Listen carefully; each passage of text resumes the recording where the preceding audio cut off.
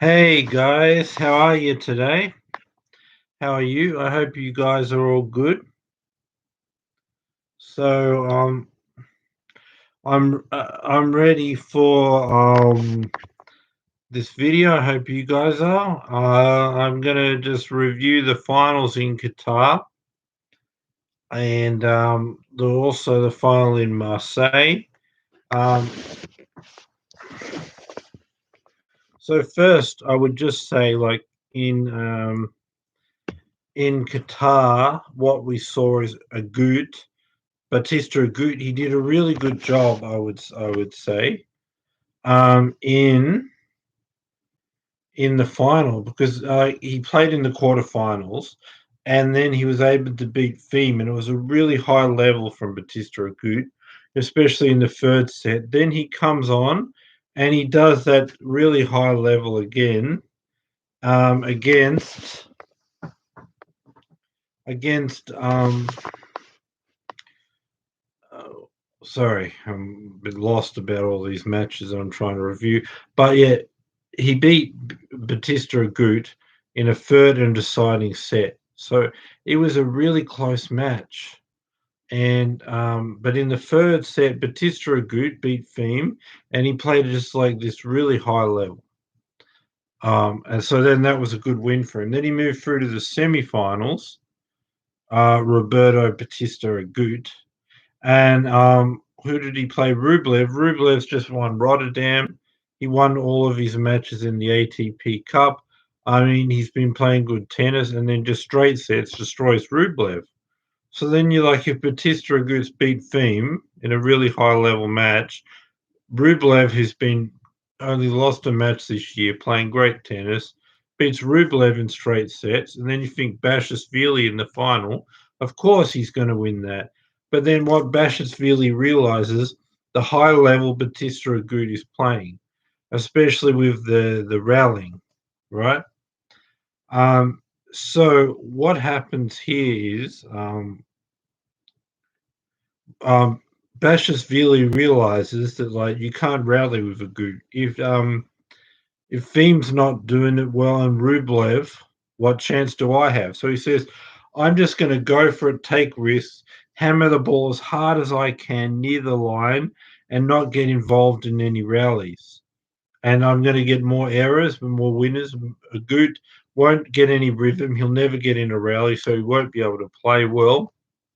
And then, in order for a good to not just be chasing balls all the time and never having any rhythm, never getting in a rally, he's going to have to now take a risk and end the point off the first shot and completely change his game. Because if he's not willing to do that, Bashashvili would just control everything. It'll be on his terms, and it'll just come down to if he makes more winners and errors. So Good has to either let that happen or say, I refuse to, I'm going to be even more aggressive and take a risk himself and end it in the first shot. Whereas in against Rublev and against Thiem, Batista got these rallies and got to just be even better than them at it. But Bashashvili says, I'm not going to give you that for anything. I'm just going for it. I'm taking risks. And if I get hot and hit all these highly powerful shots on the line that all land in, I'm just going to blow you off the court. If not, if they're all out, then I would have lost you in the rallies anyway, because you'll beat Thiem and Rublev and you're on fire. So that's what happened. He went for it, and he did hit more winners and errors. He did get hot. He did was on fire, but he also hit errors.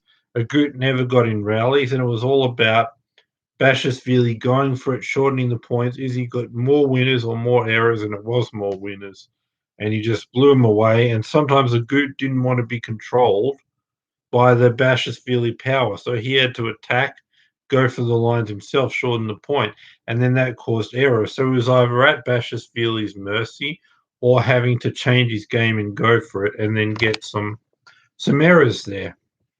So that's basically that one.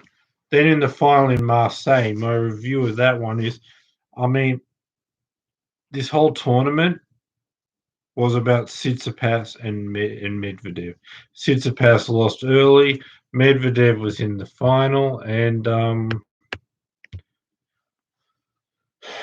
he was playing a French player he was playing a French player in the final who had by the name of Herbert. And I mean, like Medvedev sort of built up throughout the tournament and played well in the semi-final against Edmund, played well in the quarterfinals against Sinner. The first round, he was sort of building up and playing against a low-ranked player, but he built up to a good level. And Herbert, even though um, he beat Tsitsipas. Tsitsipas, um, the only way he did that is Herbert was on fire at his best level, but he needed to be on fire, and he also needed Tsitsipas to have a bad day. He got that, okay, and then he got into the final, and all the way through to the final, but he got the win against Tsitsipas because it was a combination of Herbert on fire and Tsitsipas having a bad day. He needed the same thing to happen in the final where he's on fire and Medvedev's having a bad day. He was playing well again, but Medvedev didn't have a bad day like Tsitsipas did. So that resulted in Medvedev taking it out. 6-4, 7-6, 6-4. But I would say Medvedev did have some bad times at the end of the second set. So that's what helped Herbert to get a set there. But really, this tournament was really going to be about Medvedev and Tsitsipas. And when Tsitsipas went out, it was Medvedev and everybody else. Medvedev was way above the other guys. This guy tried, he got a set. Medvedev didn't play well at the end of the second set, but still, like, basically no one had a chance. Tsitsipas and Medvedev. Tsitsipas is out, so it's Medvedev against everyone else. And these guys need to have a great day, like I said, and Medvedev needs to have a horrible day. And Medvedev just didn't have a horrible day and was too much better than everyone else. So he's your Marseille champion, but he did have some bad moments to the end of the second set, which cost him a set, but not the match. He was a bit distracted and angry about the umpire.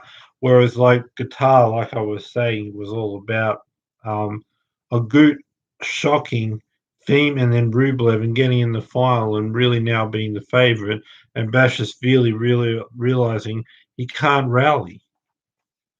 He can't rally with a Goot. So just not give him a rally, go for the lines, hit it hard, take risks.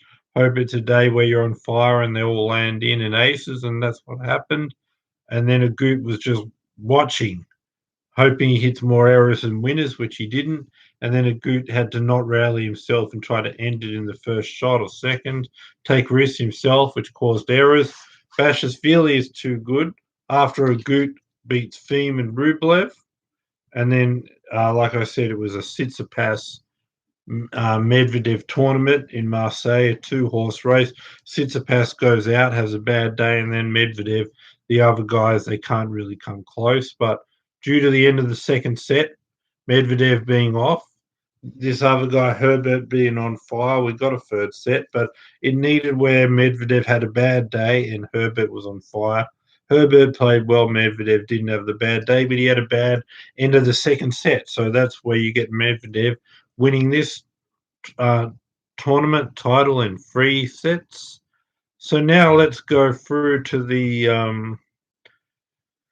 I'm going to preview Acapulco and Dubai. So, what do you guys think? You want to hear about Acapulco or Dubai first?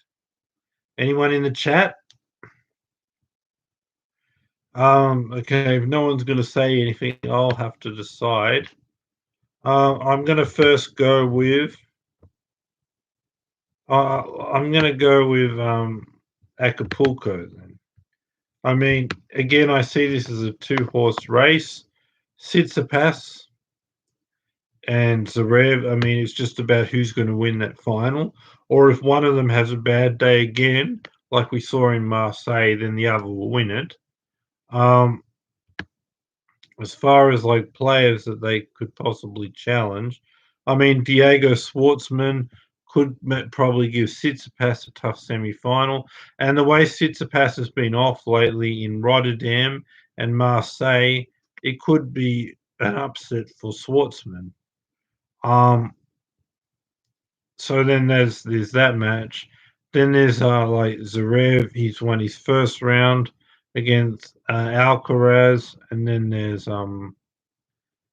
yeah. I mean, when I'm looking at it, he could possibly have a tough semi-final with Raonic. So I think it's going to be Zverev's going to play Raonic in one semi-final, and then Schwartzman is going to play Tsitsipas. Um, Schwartzman could very well win, but I'm, you know, just thinking about it. Actually, I'm going to give it to Schwartzman. I was going to pick Tsitsipas. Tsitsipas is playing well; he win, but his form hasn't convinced me. So I think I'm going to go with Schwartzman to make the final on that side of the draw, and Zverev in the other side of the draw, and he should beat Dimitriev's on that side of the draw, which could give a bit of a challenge. No, but what I'm thinking here, Milos Raonic and Zverev. I think when it comes down to it, Zverev has a big serve, but also more than a serve.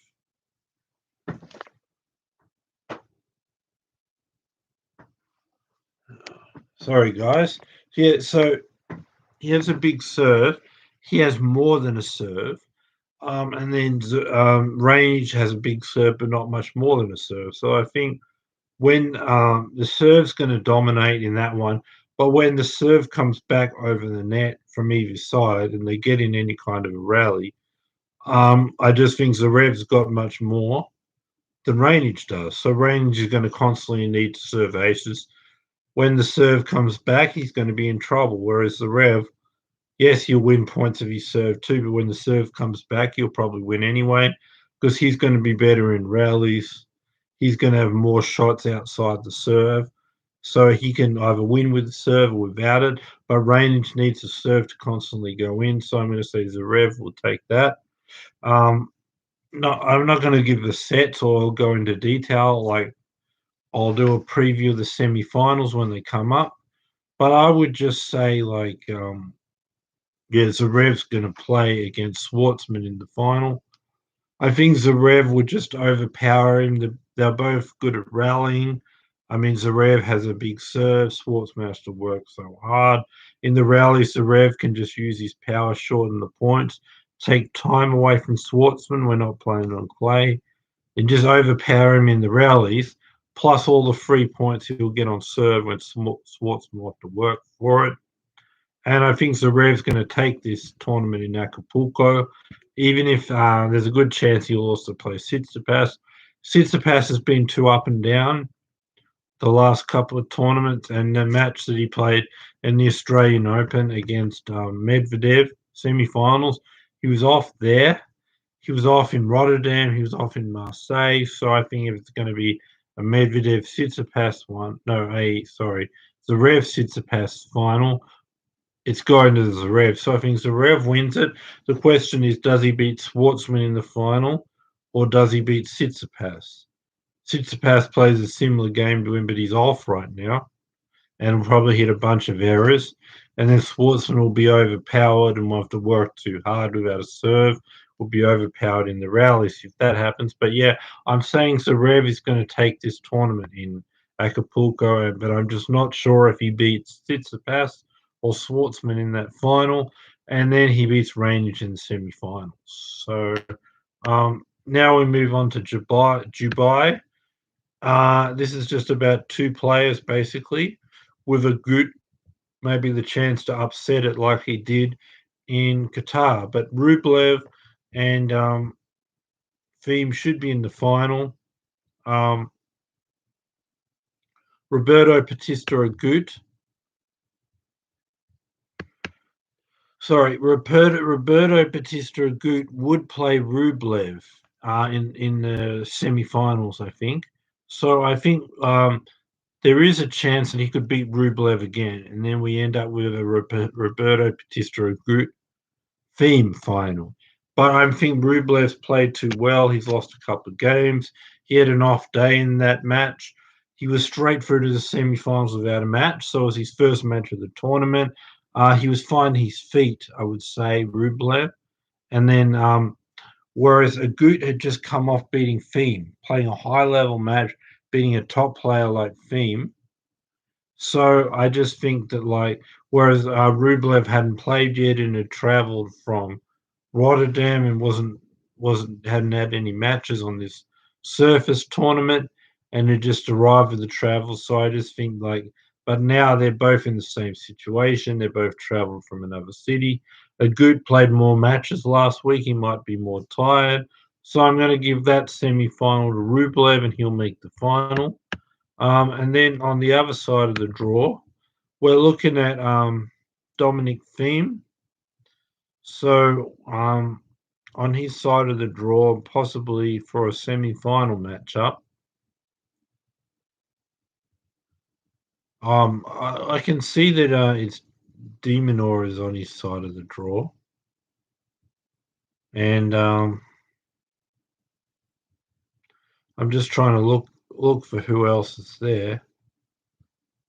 I don't really see anybody else for some reason, but I'll look it up a bit more. So yeah, I just think that, like, the final is going to feature. I think he's going to face Shapovalov in the semi-finals theme, and I just really say, like, he's going to take out Shapovalov straight sets for theme. He marches through to the final, and he's playing either Rublev or Agut, but I'm giving it to Rublev. So we're going to have the top two seeds, Thiem and Rublev, in the final. I think it's probably a close match, a free setter, but going Thiem's way. They both play the power game. I just think Thiem is a bit better in this stage, like, as far as, like, he probably can overpower Rublev, and then he's got better on the defensive side of the game, more consistency on the shots, and he serves about the same or a bit better. But I just think, as far as power and the consistency and the defense and turning defense into offense, that'll be the difference. Experience under pressure, winning the US Open last year. Thiem should beat Rublev in that final in a close match. And there's a less than 50% chance we'll see Agut upset again, upset Rublev and go back and play Thiem again. If that happens, I'm going to say Thiem's going to get revenge, probably in a third and deciding set two. So I'm saying Zverev and Thiem. Zverev's going to win in Mexico, and Thiem is going to win in Dubai. I hope you guys enjoy the tennis. Have a great day, night, wherever you are in the world. Subscribe, bell notification, thumbs up. I really hope I can earn your subscription. I tried to do an interview with Roger Federer, which didn't work out. I'm trying to get him back, so that'll be happening. I'm going to be reviewing semifinals and final, previewing and reviewing for these tournaments. Then we're going to be getting into Miami and the clay court season, the interview of Federer. So much is coming up. So subscribe, bell notification, thumbs up, guys, and be back for my next video, which will be semi-final previews in Dubai and in Acapulco. But bye for now, and thanks for watching. Bye, guys. Subscribe, bell notification, thumbs up. Thanks for watching. Bye for now.